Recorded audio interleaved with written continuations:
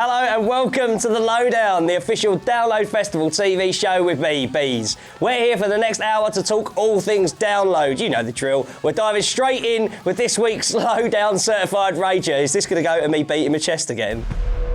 So last week we had Steel Panther and Miss May I on the show. If you missed it, A, shame on you, bellend, and B, you can check it out over on Download's YouTube channel. On today's show, we've got special guests Matt and Paolo from Trivium.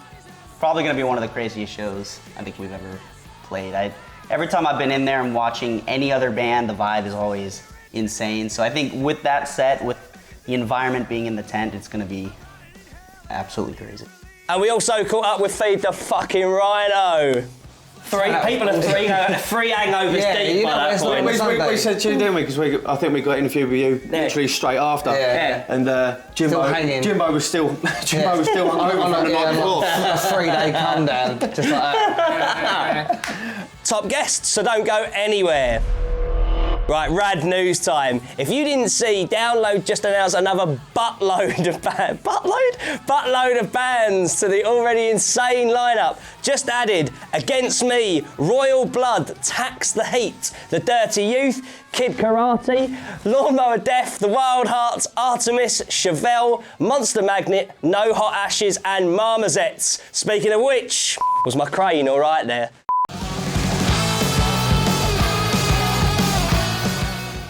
Welcome back to the Lowdown, the official Download Festival TV show with me, Bees. We caught up with Matt and Paolo on their co-headline run with Killswitch Engage a few weeks ago. They'll be coming up in a couple of weeks' time, but Trivium went a little bit like this.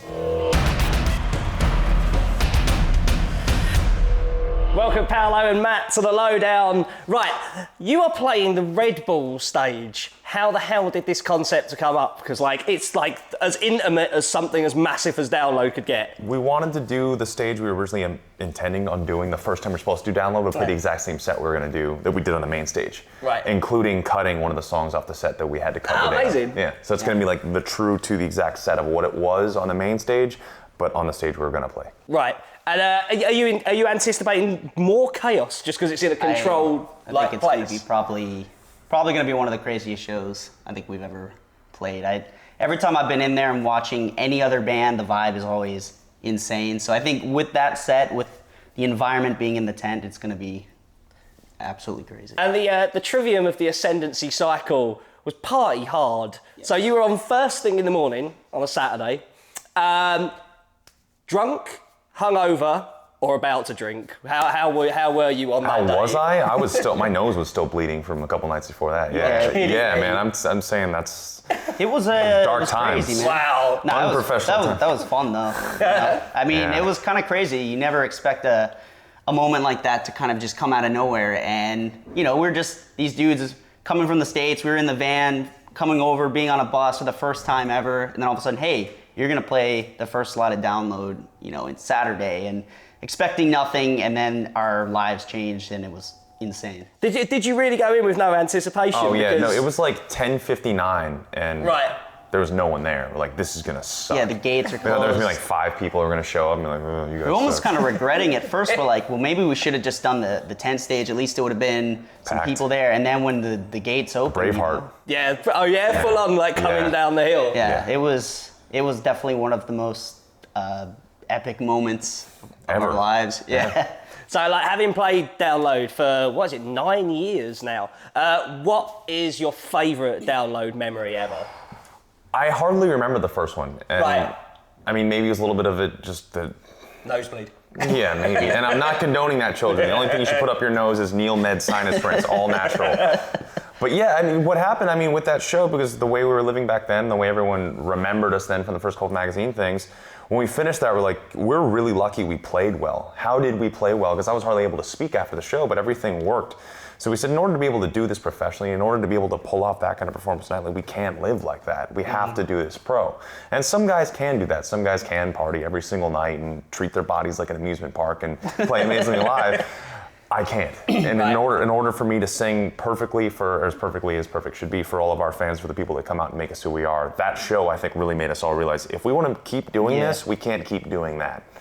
So, are you going to be putting in stuff like the stuff from Vengeance Falls as well? Because, obviously you don't want it to be too much of a throwback because you're still into what you're doing now. Depends how long the set is. Yeah, I think we're kind of, the way we're probably going to do it is we don't even know how long we'll do probably a couple songs from the other albums and then save that for the main. Because I think it's a 25-minute set that we played that day. Right. It was supposed to be 30, and we had technical difficulties, and we cut Like the Flies. Right. So like I said, we're going to be cutting Like the Flies again. It's going to be on the set list, but we're cutting it. Cutting it one more time. Were you offered the main stage slot as well and made a conscious decision to go no, we want to play tiny stage? We want to do something different. We keep playing. I mean, we played the main stage, 2-3 times now, and we've headlined the second stage, I think, 1 or 2 times now.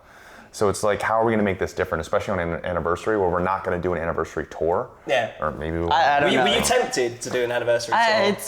Well, I guess that's next year. I mean, we've kind of not really talked about what we'll do yet. I'm sure we'll do something special, but for this is for the Download, thing for now. It's kind of a celebration of where it all really started for us, and what better way than to... Yeah, kids are always saying, we want to see you. We remember the Barfly shows and the Garage shows. It's not, hey, I remember... Road Rage tour, that first Road Rage tour. Yeah, Ridiculous. it's never hey, man, because obviously these shows are incredible. This whole UK tour is sold out, and these big shows are amazing. This is where we get to bring production, and we're going to have snow machines and CO2 blasters It's snow tonight. metal? Snow's metal? When you make your stage look like Hoth, that's very Fair enough. We have Winterfell on stage tonight.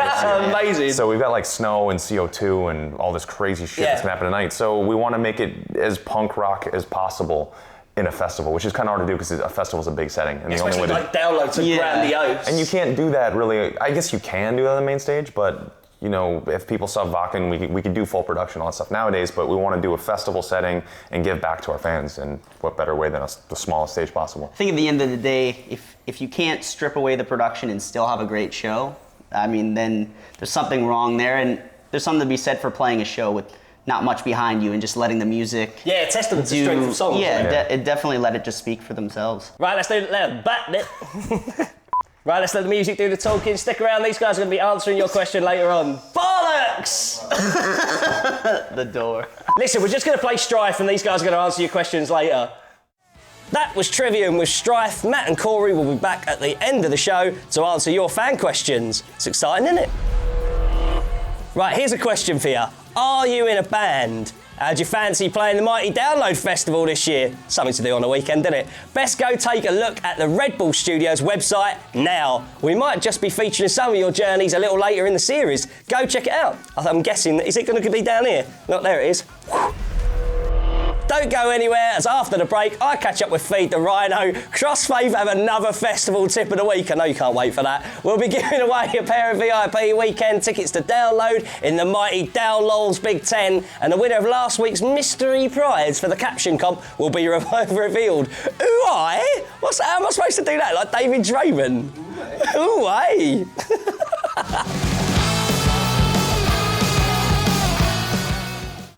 Hello and welcome back to the Lowdown with me, Bees. It's part 3, which can only mean one thing. It's the Downloads Big Ten. We give you a dumb scenario on the Scuzz Facebook page, then you give us a stupid answer, best one wins. So eh?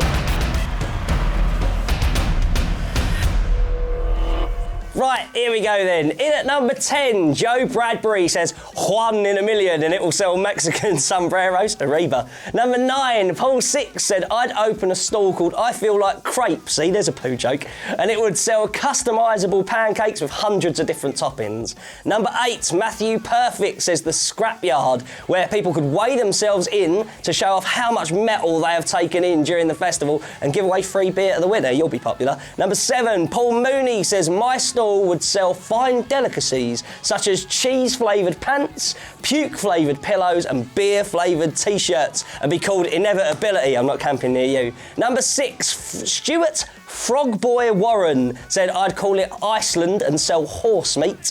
Number 5, we're going to get sued. Number 5, Jolie Rawlins said I would have a Lionel Richie themed burger joint called Hello, is it me you're looking for? Voice of an angel, mate. Number 4, Connor Flaherty says my stall would sell fish and chips and be called Frying Nemo. Number 3, Alex Gosman says pizza sells, but who's buying? Not sure what I'd sell from it though. Pizza.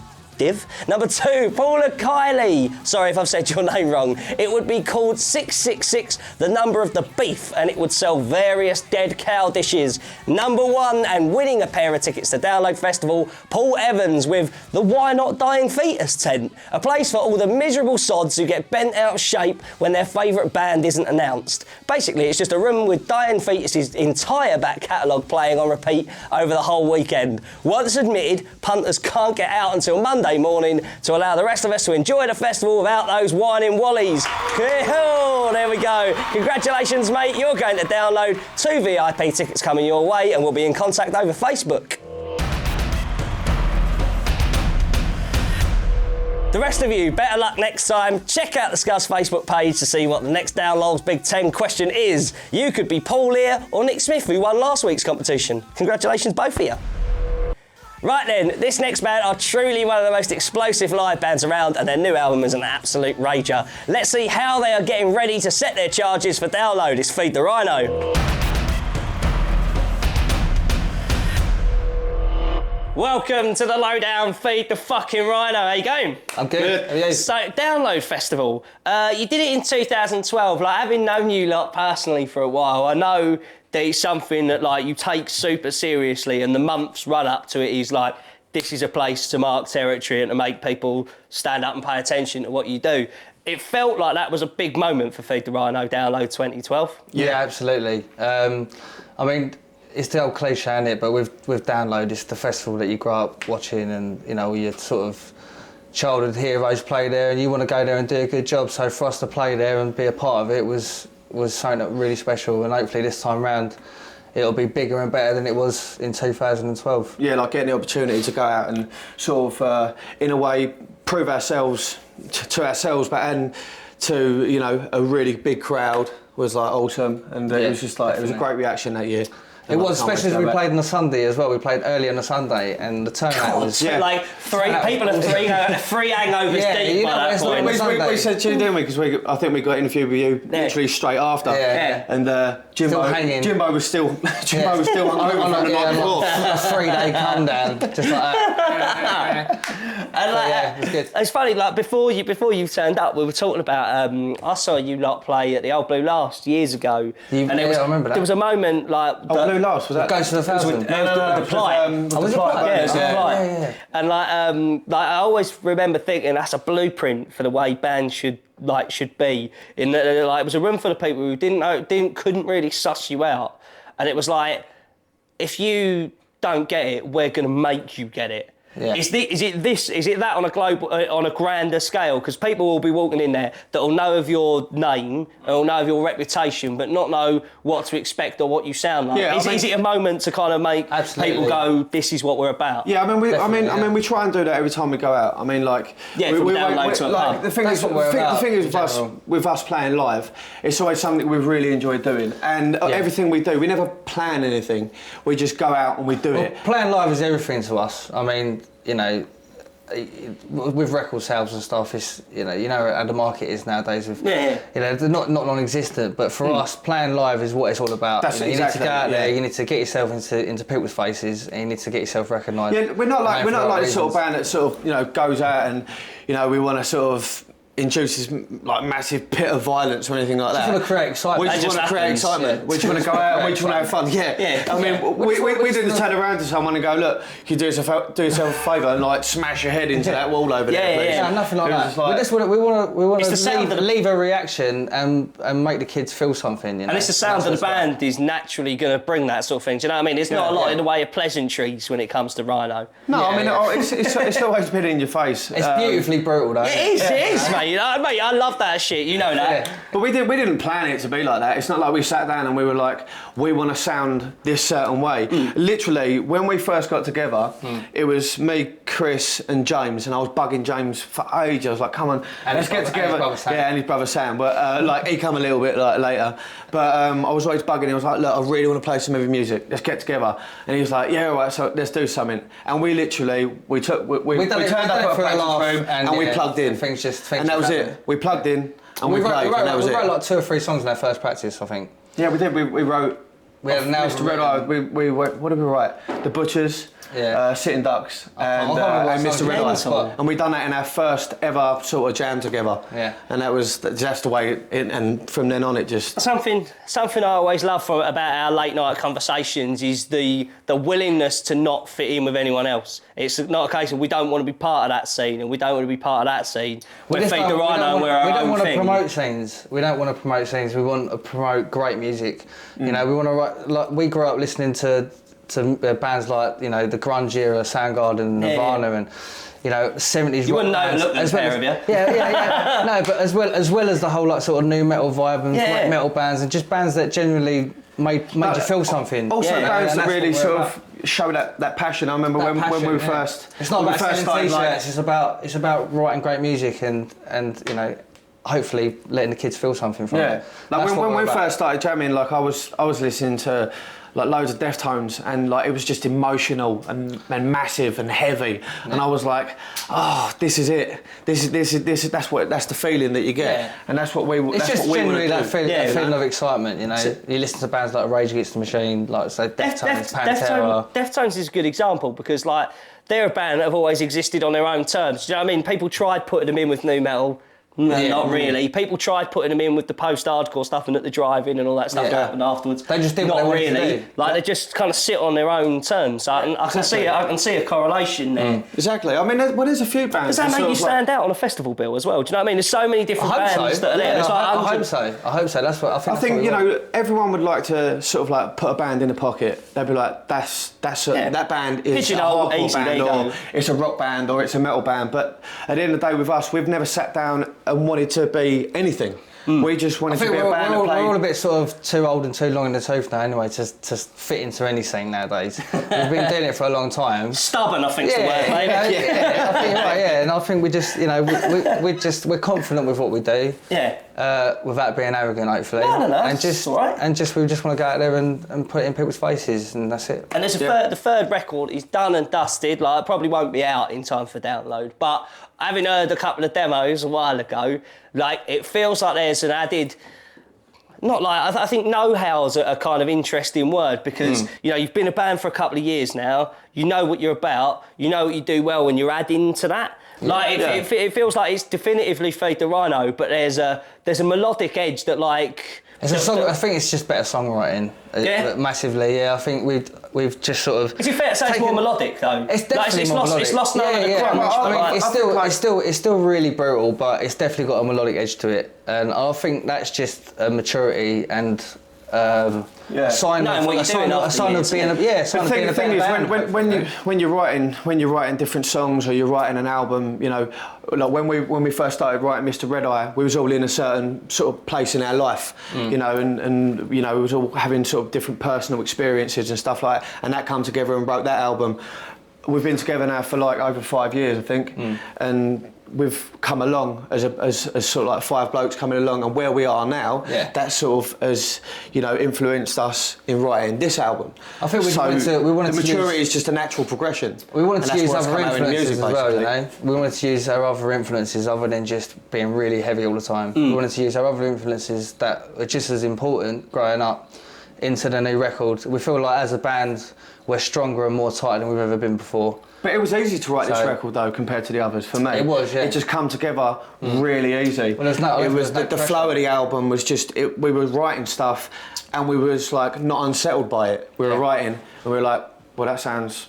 Well, that's it. There was nothing better that we could do. So interesting that it's you that's saying that it come together because, like, the biggest growth on this record, with no disrespect to the music, which is as crunchy and like dynamic as always, but like there's singing this time out, right? Is that something that's come naturally to you, and does that add an extra dimension to what you're going to do live as well? Yeah, I mean, I always want to try and push myself vocally, but I always want to know my limits. Like I want to know what I'm good at and what I'm not good at, and I'm not going to try and be something I'm not. Like I'm not going to go out and try and sing like Miles Kennedy from Aldbridge because it's not going to happen.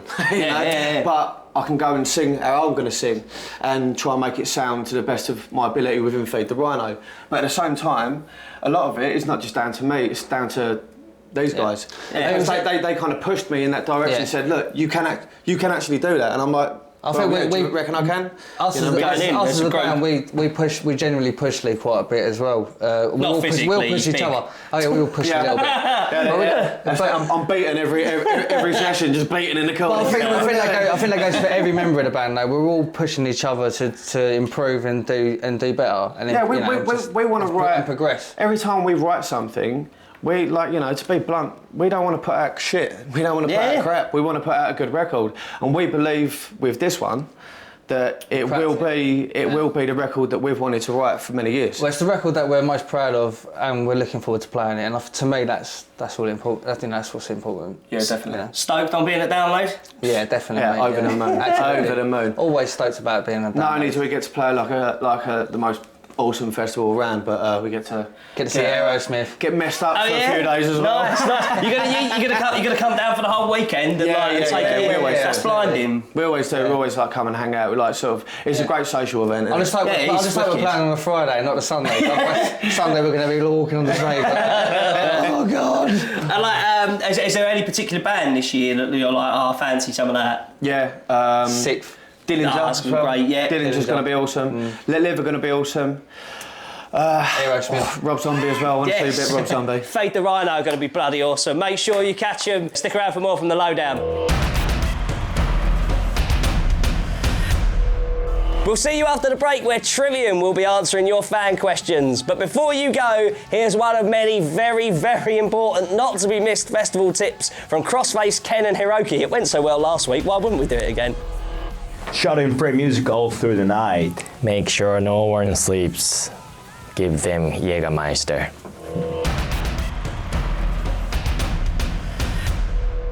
Yeah, of course. More of those next week. See you in 4.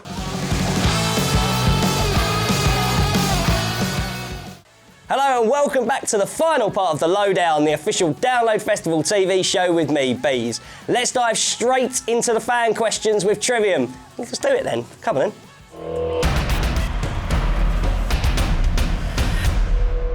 Welcome back to the Lowdown with Matt and Paolo. Kids questions, fans questions. What is your favourite Trivium album? And that's from Sunita Vidal.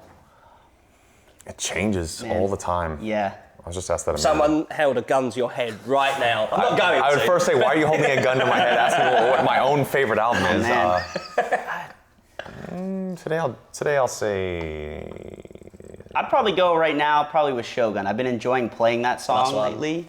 And it's become such a favorite amongst our fans. Yeah. And it was kind of surprising because when we first released it, I mean, people definitely were into it, but I think over time it's really grown into one of those favorites, and I love playing the title track. We just finally started playing it. Yeah, and that's a bold choice as well, because it's like 9 minutes long. It's like 12 and a half minutes long. That's the song with the snow. So that's the song Oh, really? Yeah. There you go. Right, Owen Shine says, do you ever make mistakes playing songs live? all the time. Yeah? All the time. Who's the biggest culprit?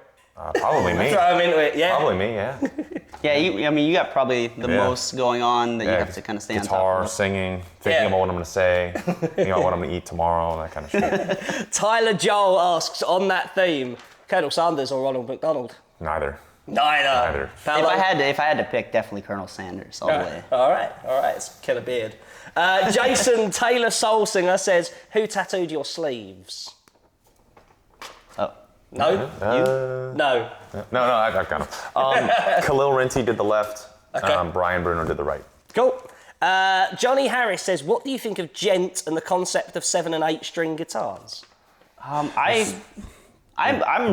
think there's some bands that are really incredible. Some of the bands we've done, I don't know if they consider themselves in this world, but on the last tour, After the Burial, unbelievable band. And they've done both the 7 and 8 strings, and I think what I love about them is they've brought a lot of the shreddiness into it, really killer songs, and I think it, when it's done great, it's amazing.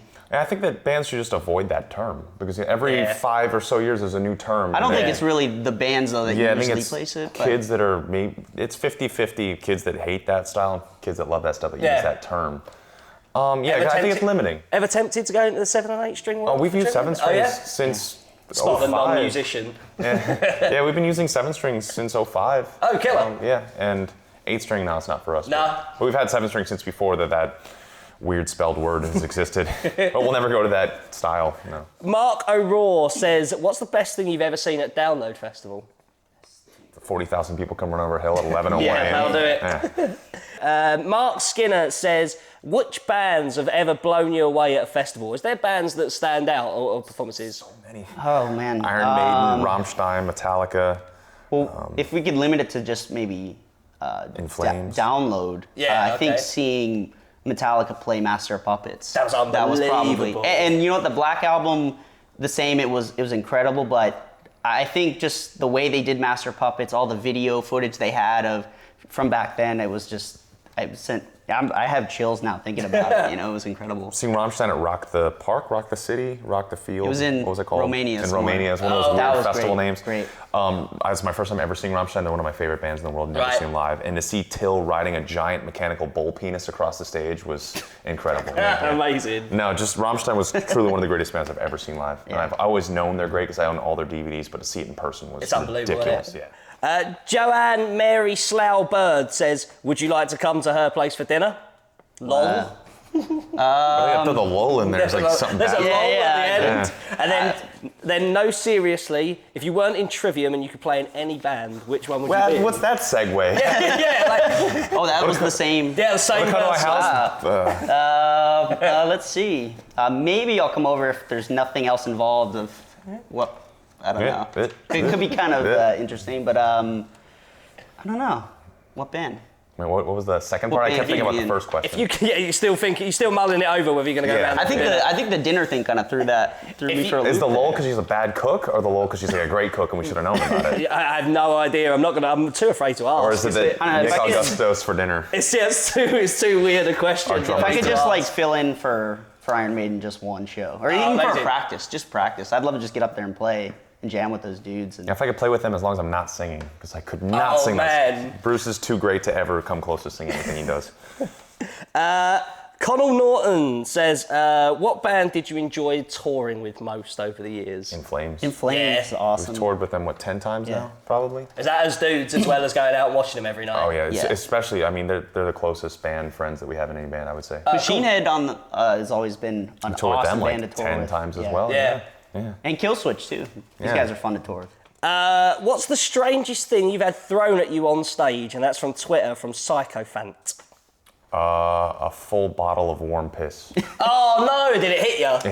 It hit me and doused me. It was the second time we played Download, but I was behind the backdrop, so it wasn't even intentional. Someone just took a piss. I was like, oh, I'm done, and threw it over. It hit me. That's my long That's like the hair too. nastiest Oh, thing. It God. soaked me, and I was looking around. I think it was Metallica and Korn's crew. I was like, does anyone have a towel? And they all just looked at me. I'm No one not gave me a letting you towel. mock There was piss when without we towels. opened for Iron Maiden, someone threw a bottle of piss, but it didn't hit the stage. It hit like one of the front things, and it sprayed all over the security guards. I was like, oh, brutal. dude. I'm like, that's nasty. Man. Samuel Sweeting on Twitter says, what's the weirdest thing that's ever happened to you during a show? Well, I had something funny happen last night. This was a bit Spinal Tap. You But, use your quote too. yeah, like, all right, so we have all this production. We did all the pre-pro, and last night we went up. The CO2 blasters weren't working, so I'm like, all right, they're just not going to work for this show. And then we're in the middle of gunshot. I'm standing over, one's facing me, and then all of a sudden, I just get blasted right in the face. My shirt gets like blasted up. I like turn around and I'm just like, the hell just happened, dude? Everyone's in my face was like total like terror. Like I had no idea what was happening, and I don't know. I described it to Matt after like it was just like getting punched in the face by a cloud. Amazing. I was just like, it's always me, man. It's like I'm always falling off the stage or like weird things are happening. But it was funny though. I was just laughing. That's my new after it hardcore happened. band name. Punched by a cloud. Punch in the Cloud face puncher. by a clown. Cloud puncher. And finally, Latino Heat Daz asks, how does it feel to get the chance to play your legendary 2005 set again?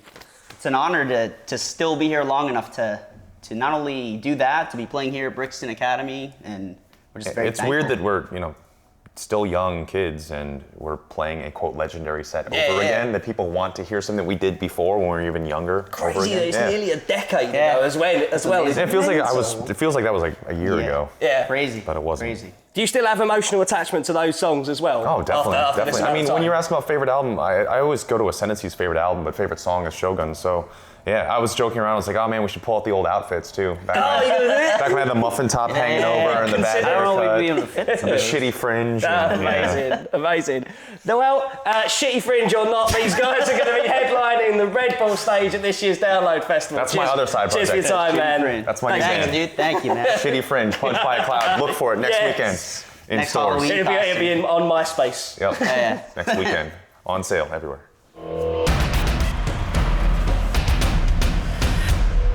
Right, well, if you want to get a band to answer one of your questions, just head over to the Scuzz Facebook page, where you can also keep updated with who's coming up on the series, the latest downloads, Big 10 questions, and the Caption competition. Look, it's a seamless plug, that. People won't even notice.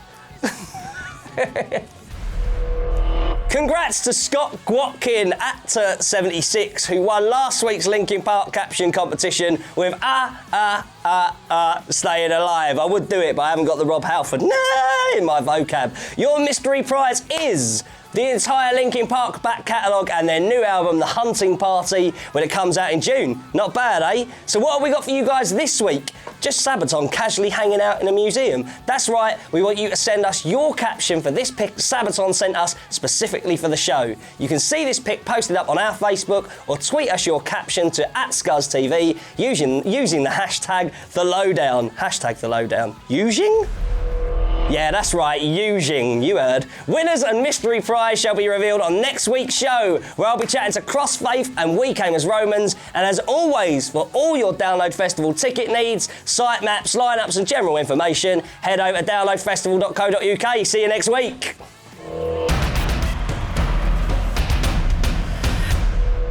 Congrats to Scott Gwatkin. Is that a real name? Sorry, Scott, but that's a mental surname. At Turt76, who won last week's Linkin Park caption. Look at that, fuck.